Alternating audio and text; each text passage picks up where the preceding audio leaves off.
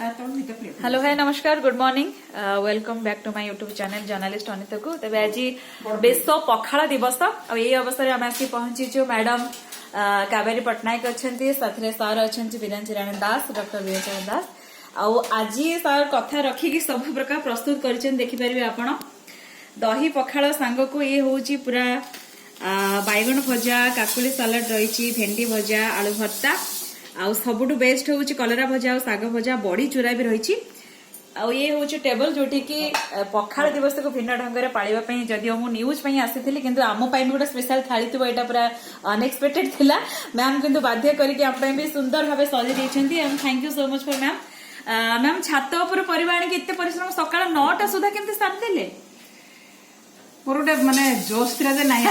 करी तेणुकर मु छात उपर आनी वर्षा होची ता भीतर भी मत खुशी लगला मु सबु जाक परिवा जहाँ भी पारिली आनिली आनिकी तापर सब गुड़ा निजे नि करली मत बहुत खुशी लगे समस्त क्या खाइबा देला बेलू मत बहुत भल लगे जे मु जन खाइबा दूची बोली तेणु मत आज विश्व पखाड़ दिवस उपलक्षे ये जो पालन कर सेटा मु पालन करिछि बहुत अल्प बहुत पालन करिछि आ सेति पय का मु ये करिछि आ सर आपण भी टिके हैरान हे मैम को संगे एकाड तो रहू छु देणु दी जण को कोऑपरेट कर चलिया कथा आज्ञा सर सकाळ चूना माछ कोट पाइले ए जाई रवि टकी जो हमर ये मार्केट अछि से नै रहिलो आ